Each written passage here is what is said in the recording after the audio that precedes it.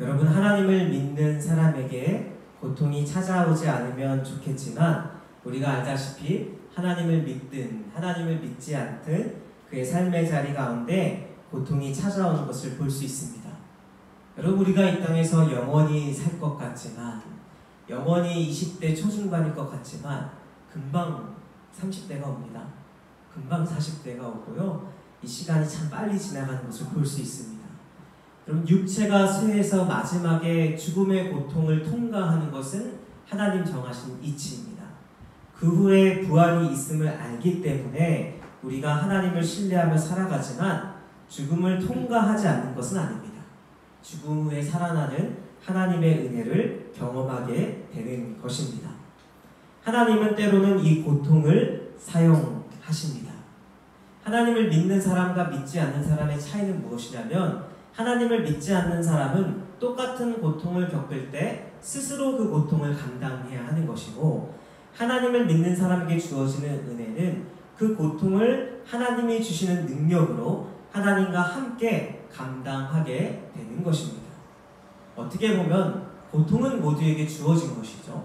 근데 그 고통 가운데 하나님께서 함께 하시고, 더 나아가 이 고통을 하나님이 사용해 주시기도 합니다. 하나님께서 우리를 변화시켜 주셔서 우리는 옛사람이 아니라 새 사람이 되었죠. 하나님을 믿는 사람이 되었습니다. 그럼에도 불구하고 우리는 다시 옛사람으로 되돌아가고자 할 때가 있습니다. 근데 이 고통의 문제를 겪으면서 우리는 주님을 신뢰하고 주님을 사랑하는 법을 더욱더 구체적으로 배우게 됩니다. 하나님께서 가나안 땅에 들어갈 수 있는 길을 열어주셨습니다. 근데 왜 못 들어갔죠, 여러분? 하나님이 막으셨습니까? 아니죠. 본인들이 안 들어갔습니다. 10대 2라고 했죠. 2명은 믿음으로 들어갈 수 있다 했지만 10명이 안 들어간 거예요. 10지파가 안 들어가면서 고통의 자리로 가죠. 광야의 자리를 통해서 하나님을 신뢰하는 법을 배우게 된 것입니다. 여러분, 그 가운데 참 중요한 것은 무엇이냐면, 고통 가운데 하나님이 함께 하신다는 사실을 믿고 만날 수 있어야 되는 거예요. 여러분, 광야 가운데 배고플 때 하나님이 무엇을 주시죠? 만나와 메추라기를 주시잖아요. 이 만나와 메추라기, 고통 가운데 만나는 하나님이요, 놀라운 것입니다. 목이 타들어가는 목마름 가운데 허락되는 얼음 냉수와 같은 하나님을 만나실 수 있기를 주님의 이름으로 축복합니다. 우리 시편 23편 4절 말씀, 시편 84편 6절 말씀을 함께 읽어보도록 하겠습니다. 시작. 사방의 음침한 골짜기로 다닐지라도 해를 두려워하지 않을 것은 주께서 나와 함께 하시니라. 주의 지팡이와 막대기가 나를 안위하시나이다. 그들이 눈물 골짜기로 지나갈 때에 그곳에 많은 샘이 있을 것이며 이른 비가 복을 채워주나이다. 아멘. 보시면 사망의 음침한 골짜기를 다닐지라도 주의 지팡이와 막대기가 나를 안위하시고, 눈물의 골짜기를 지날 때라도 많은 샘과 이른 비로 축복해 주신다라는 하나님의 말씀이, 우리의 고통 가운데 함께 하시는 하나님의 말씀을 받으실 수 있기를 주님의 이름으로 축복합니다. 여러분, 요셉의 삶에도 마찬가지입니다. 고통의 연속같이 힘들고 어려운 자리에 있었지만 사단은 끊임없이 외롭게 만들고 혼자라고 말하지만 하나님은 그 가운데 나와 함께하는 둘만의 시간이라 말씀하시고, 그 가운데 요셉은 그 하나님을 바라보는 사람이었어요. 코람데오, 내가 하나님 앞에 있음을 바라보는 요셉의 모습, 이 청년 요셉의 모습이 참 신실하고 놀랍습니다. 요셉은요, 형들에게 배신당했습니다. 구덩이에 빠졌습니다. 이스마엘 상인에게 팔려갔습니다. 보디발의 아내에게 오해를 받아서 노예가 되고 노예의 신분에서 죄수의 신분으로 바뀌게 됩니다. 끊임없이 요셉은 사망의 음침한 골짜기, 눈물 골짜기를 다니는 것 같은데, 참 놀라운 것은 무엇이냐면 하나님을 원망하고 하나님 앞에서 좌절하는 모습이 성경에 표현되어 있지 않은 것을 보게 됩니다. 여러분, 이것이 청년 요셉의 신실함입니다. 하나님 앞에 있는 요셉은 아마 보았을 수 있습니다. 다 느끼지 못했지만 끝끝내 하나님을 신뢰했는데, 여러분 고통의 순간에 개입하시는 하나님의 말씀을 우리는 요셉의 끝을 아는 가운데 한번 돌이켜보면요, 요셉은 원래 형들에게 죽임당할 뻔했어요. 그렇죠? 원래 죽이고자 했던 거예요. 근데 르우벤이 그것을 말려서 구덩이에 빠지게 한 것입니다. 여러분, 르우벤이 평소에 특별히 신실해 보이는 그러한 장면들이 없습니다. 근데 르우벤을 하나님이 만져주셔서 죽임당한 것을 막아주신 거죠. 그리고 그 의견에 혈기왕성한 형들이 한 의견으로 한 마음으로 통일되는 것도 참 놀라운 것입니다. 뿐만 아니라 절묘한 타이밍에 왕족 귀족에게 물건을 팔았던 이스마엘 상인이 지나갑니다. 그리고 유다의 마음을 만져주셔서 죽임당하지 않고 팔고, 그 팔자는 의견에 또 모든 형제들이 한 마음으로 오케이를 하게 되는 것을 보게 됩니다. 팔려간 집이 다행스럽게 애굽의 왕의 채찍근 보디발 장군의 집이었습니다. 더 끔찍한 노예로 팔려갈 수도 있었다는 거예요. 하나님의 도우심이 있었던 것이죠. 또 보디발의 장군은 하나님과 함께하는 요셉을 알아차릴 수 있는 눈을 가지고 있는 사람이었습니다.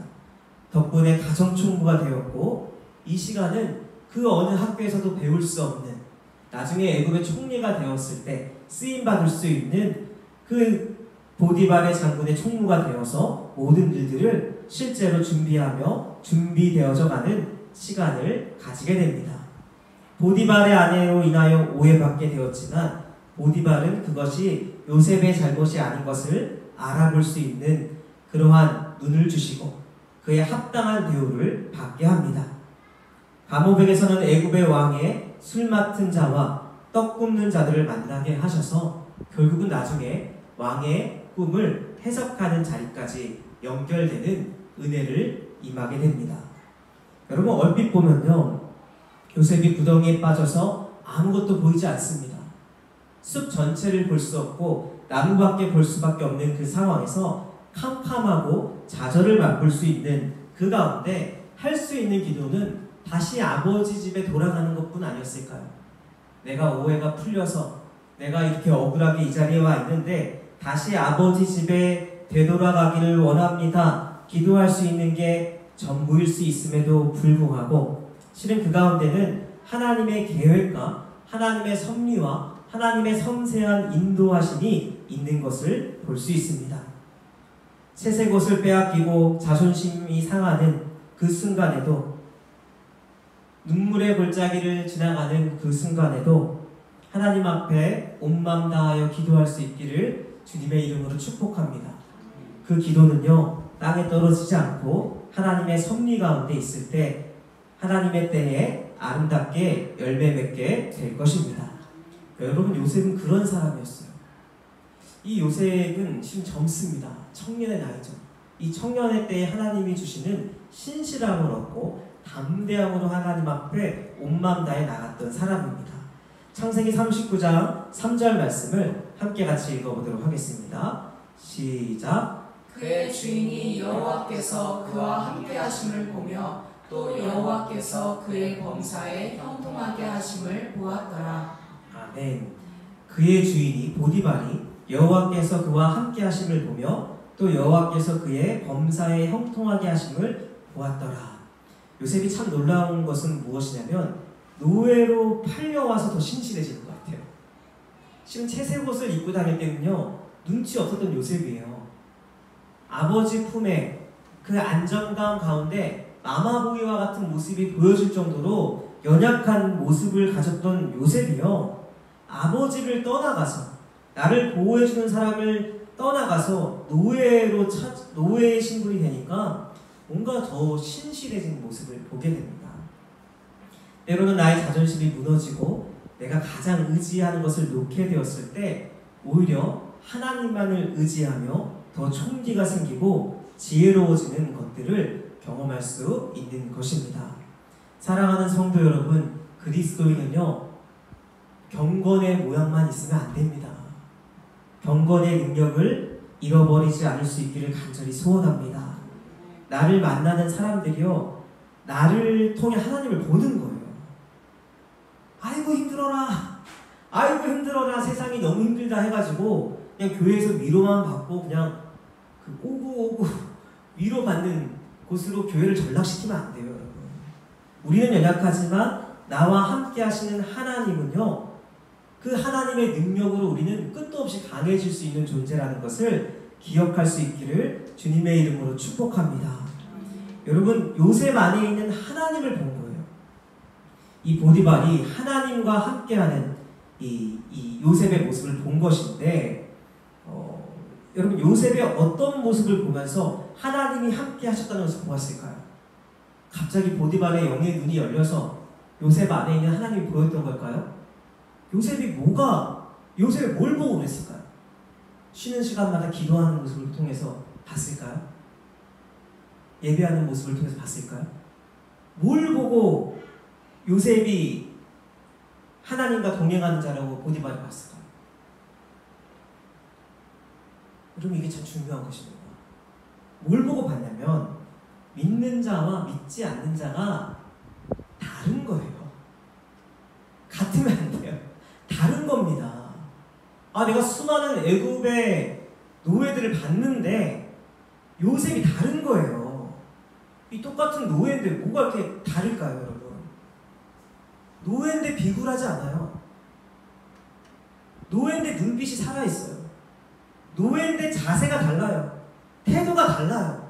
뭔가 이전에 내가 만났던 사람과 요셉이 다른 거예요. 그 다름의 이유는 요셉이 노예가 돼서 좌절하고 낙담하고 내 인생은 망했네, 내가 실은 이 부잣집 도련님으로서 채색옷을 입고 여기서 이렇게 하찮은 존재로 살아갈 존재가 아닌데 내가 너무 억울하네, 그러한 마음의 자세로 있는 게 아니라 내가 비록 이렇게 힘든 상황에 있지만 하나님이 나를 붙들어 주시고 하나님이 나와 함께 해주셔서 분명히 하나님 안에서 회복되고 하나님 안에서 다시 내가 하나님의 뜻대로 살아갈 거라는 확신, 내가 이렇게 끝나지 않을 거라는 주님을 향한 신뢰와 믿음으로 그 자리에 임하니까 다른 거예요. 하찮은 일 합니다. 그럼 부잣집 도련님이 노예로서 얼마나 일을 잘했을까요? 못했을 거예요. 오히려 못했겠죠. 더. 한 번도 안 해본 일을 했을 것입니다. 악취를 맡아야만 했고 모든 사람들이 자기를 무시하는 그러한 가운데 있어야만 했습니다. 하지만 요셉이요, 좌절하지 않아요. 빼지 않습니다. 능동적으로 배우는 자세로 겸손함으로 그 자리에 임하게 되는 것을 볼 수 있습니다. 여러분, 우리도 믿지 않는 사람과 뭔가 달라야 하지 않겠습니까? 여러분, 그것이 그리스도인이고 거기서 능력이 나가는 것입니다. 여러분, 세상의 사람들은요, 세상의 소리에 집중합니다. 한 손에 신문을 들고 세상의 소리에 집중해야 됩니다. 하지만 그 세상의 소리에 따라서 사는 건 다른 문제예요. 분별력을 가지고 그 가운데 능력을 잃지 않고 하나님의 말씀을 붙들고 이 세상의 소리 가운데 어떻게 하나님의 말씀을 이루어가며 살아갈지를 고민하는 게 그리스도인입니다. 세상을 움직이는 키워드가 무엇입니까? 실용주의, 기능주의, 제가 자주 얘기하는 거죠. 편리주의, 소비주의, 생산성 중심의 자본주의, 쾌락주의, 양육강식의 경쟁주의, 외모지상주의, 개인주의. 여러분, 이게 우리가 보는 SNS에서 나오는 대세론이에요. 우리에게 알려주는 메시지. 왜냐하면 이러한 것들을 궁금해하고 이러한 부분에서 능력을 발휘해야 성공할 수 있다고 생각하기 때문입니다. 여러분, 그 대세론의 편승에서 살아가는 삶이 아니라 하나님의 말씀을 붙들고 때로는 그리스도인으로서 이 대세론을 거슬러 가야 하는 아픔이 있을지언정 주님이 주시는 능력으로 승리할 수 있기를 주님의 이름으로 축복합니다. 애굽의 종들은요, 그냥 노예였어요. 뭐 노예가 노예인 거죠. 눈치 보고 비굴하고 돈 많이 주면 모든 일을 할 수 있는, 의리도 없고 배신도 없고 권력욕을 탐하며 쾌락 중심의 삶을 사는 노예들을 봤는데 하나님을 믿는 청년 요셉이 다르죠. 다른 게 특별한 게 아니라 원래 다른 거예요. 그 다름을 보디발이 보았던 것입니다. 그 보디발이 그것을 보면서 요셉 가운데 하나님이 함께 하신다는 것을 느끼며 살아갈 수 있게 되었던 것이죠. 사랑하는 청년 여러분, 사랑하는 주신교회 성도 여러분, 마음의 보좌에 하나님을 모시고 사는 것, 말씀을 붙들고 울림 가운데 어울림으로 살려고 하는 몸부림, 실패하더라도 포기하지 않는 기도와 끈기와 인내 가운데 귀하고 복된 열매가 가득할 수 있기를 주님의 이름으로 축복합니다. 여러분, 교회는 연습이에요. 어디가 실전이죠? 세상이 실전입니다. 교회는 그냥 연습이에요. 하나님을 사랑하는 사람들이 모여서요, 기본적으로 하나님 말씀대로 살려고 하는 사람들이 모인 곳이에요.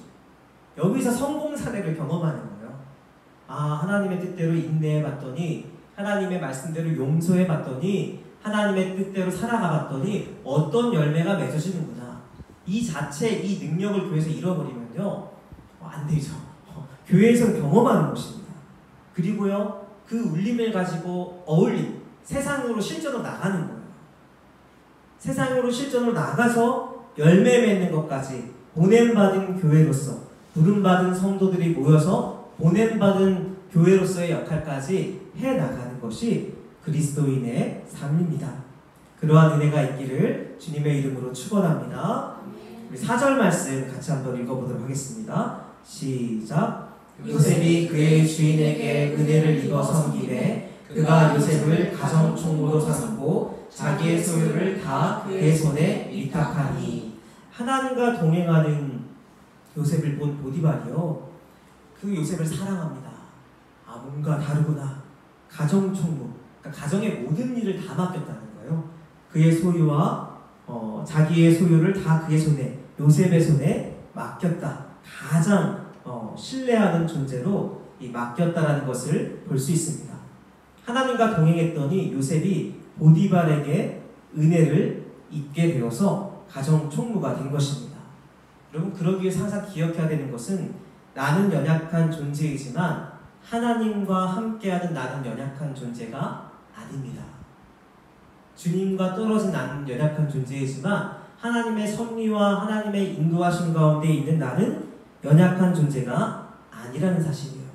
이게 믿어질 때 담대함이 생기고 용기 잃지 않고 한 걸음 한 걸음 나아갈 수 있게 되는 것이죠. 여러분, 요셉이 특별한 사람이어서 그랬을까요? 요셉은 그냥 노예입니다. 형들한테 팔려온, 배신당해서 팔려온 노예, 가장 연약한 존재, 가장 연약한 존재. 그때 심리적으로 사람이 취하게 되는 자세가 뭐냐면요, 비굴해지는 거예요. 연약하니까 비굴해지는 것입니다. 모든 삶의 키워드를 뭘로 보냐면 열등감과 우월감. 야, 내가 억울해서 이 자리에 왔는데 저 사람들이 나를 이렇게 대하네. 그거 하나로 자기 연민에 빠지게 되는 거죠.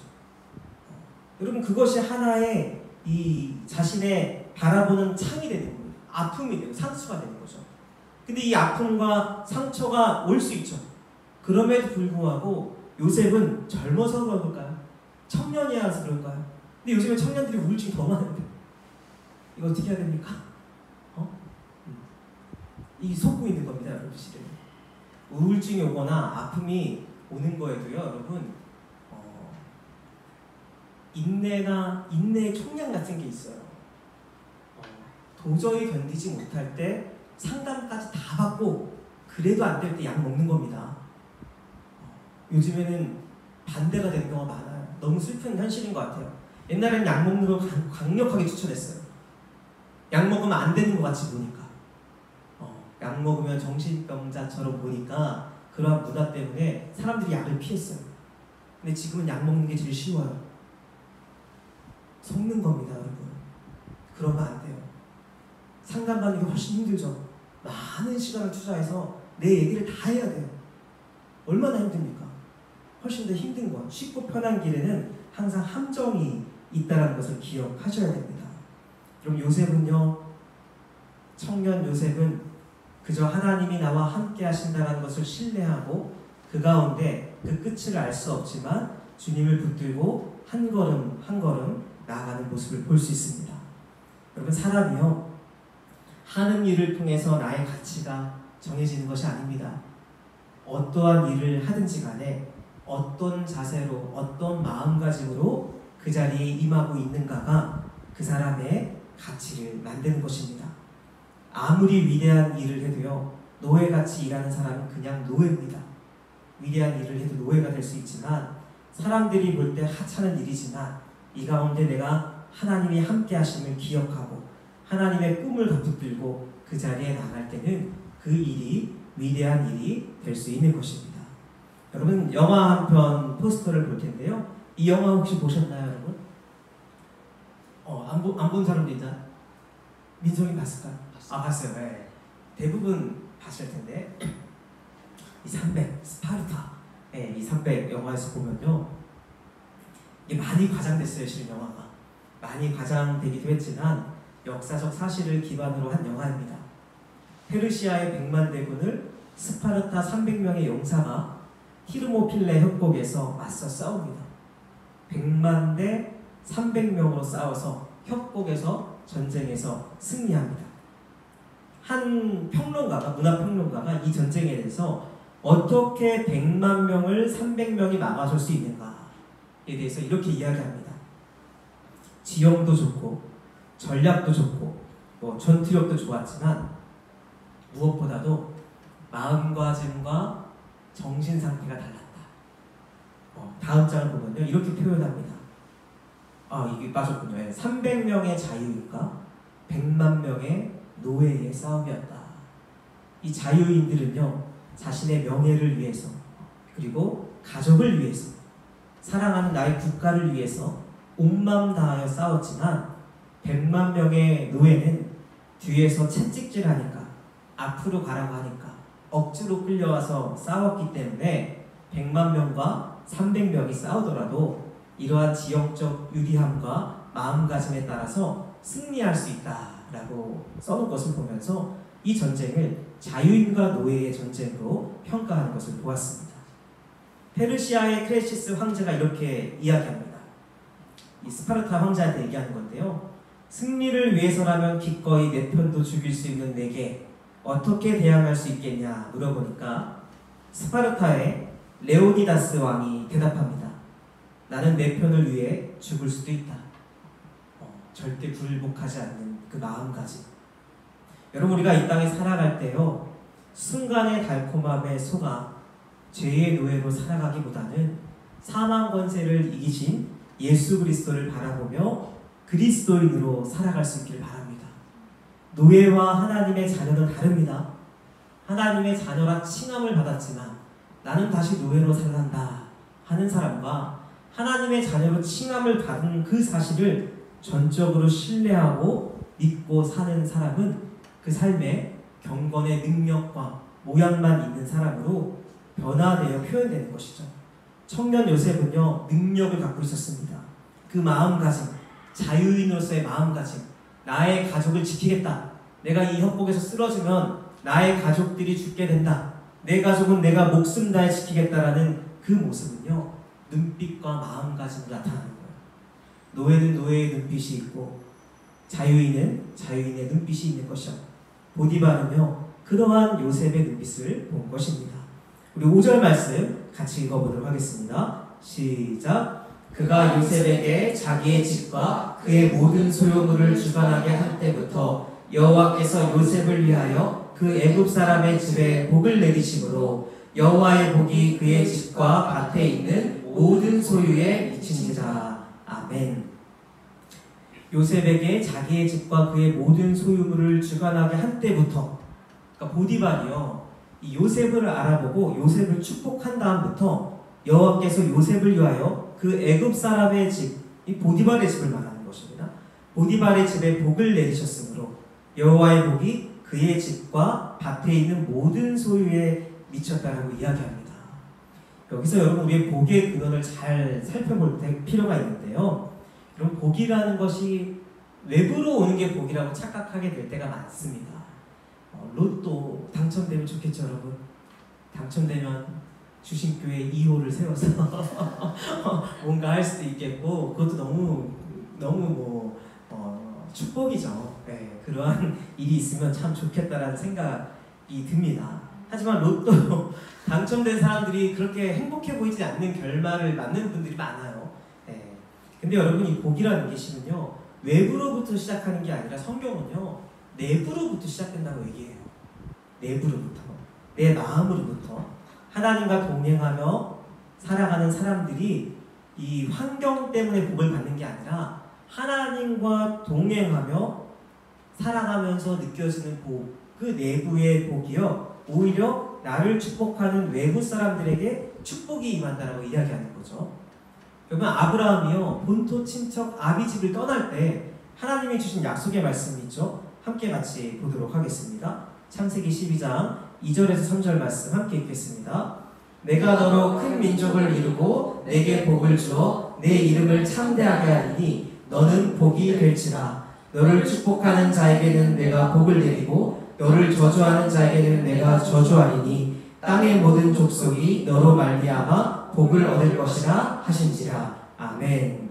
여러분, 내가 너로 큰 민족을 이루고 내게 복을 주어 내 이름을 창대하게 하리니 너는 복이 될지라.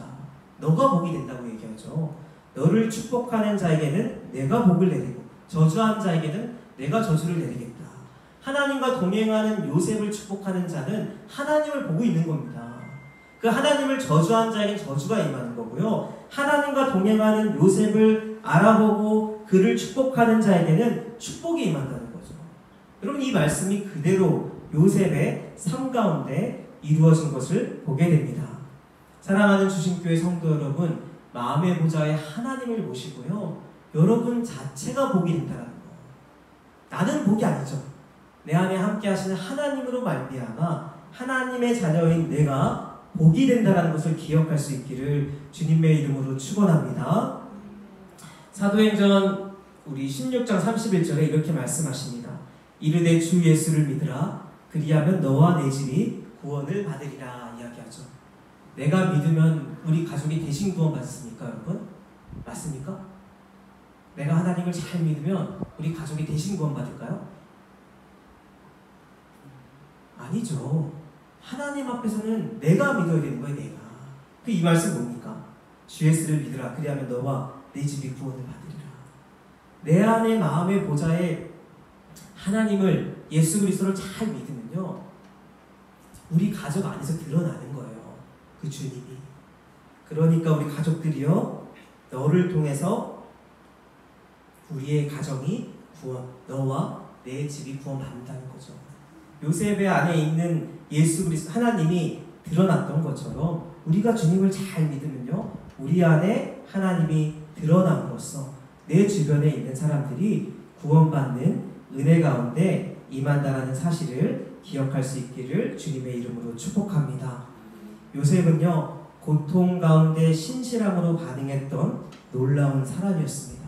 무엇보다도 고통의 한복판에서 손 내미시는 하나님을 끊임없이 만났던 사람입니다.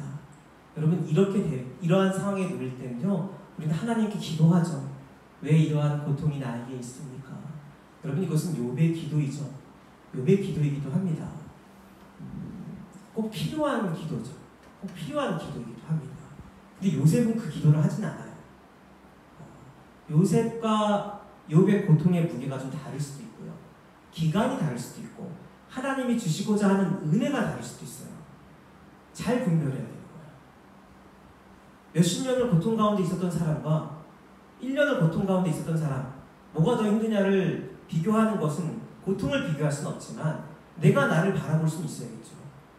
무조건 대입하는 건 아닌 거예요. 욥과 이 욥의 반응과 욥에게 하나님이 하시고자 하는 일이 있었던 거와 이 요셉에게 하고자 하나님이 하시고자 하는 게 달랐던 거예요. 근데 하나님께 왜 이러한 고통이 나한테 있습니까? 할 때 하나님이 자주 사용하시는 방법 중에 하나가 침묵이에요. 침묵. 말씀을 안 해주세요. 설명을 안 해주세요. 여러분, 근데요, 설명을 해주시면 어떻게 될까요? 설명을 해주시면 아, 그렇구나 하면서 그 고통을 좀 한결 쉽게 받아들일까요? 끝은 보장돼 있죠. 저희가 끝은 하나님이 알려주셨어요. 어떻게 되는지. 중간중간 설명이 없어요. 여러분, 주연이가 뇌절개술을 확정해서 수술을 받으려고 하니까, 확정을 하고 나니까 의사 선생님이 막 설명을 해줍니다. 우뇌와 잔해 사이의 세 군데를 잘라야 하는데 뭐 어느 부분을 잘못 자르면 시각이 좁아져서 이렇게 설명해 주더라고요. 이 쌍안경을 낀 것처럼 보인다. 고개를 돌리면 다 보인다. 괜찮다.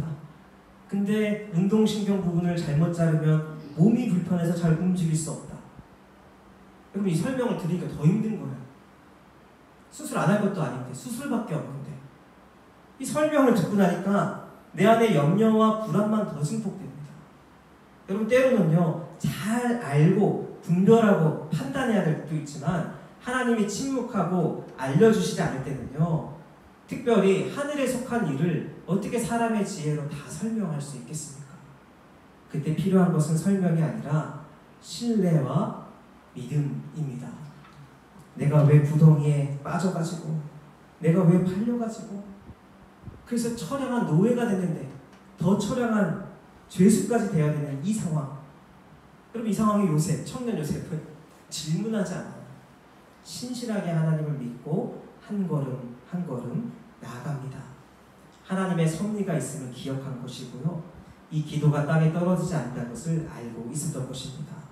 사랑하는 주신교회 성도 여러분, 하나님과 동행할 때 항상 말씀을 마음에 간직할 수 있기 바랍니다. 뜬금없는 하나님이 아니에요. 말씀으로 육신돼서 오신 하나님. 말씀을 볼 때 하나님 만나는 거고요.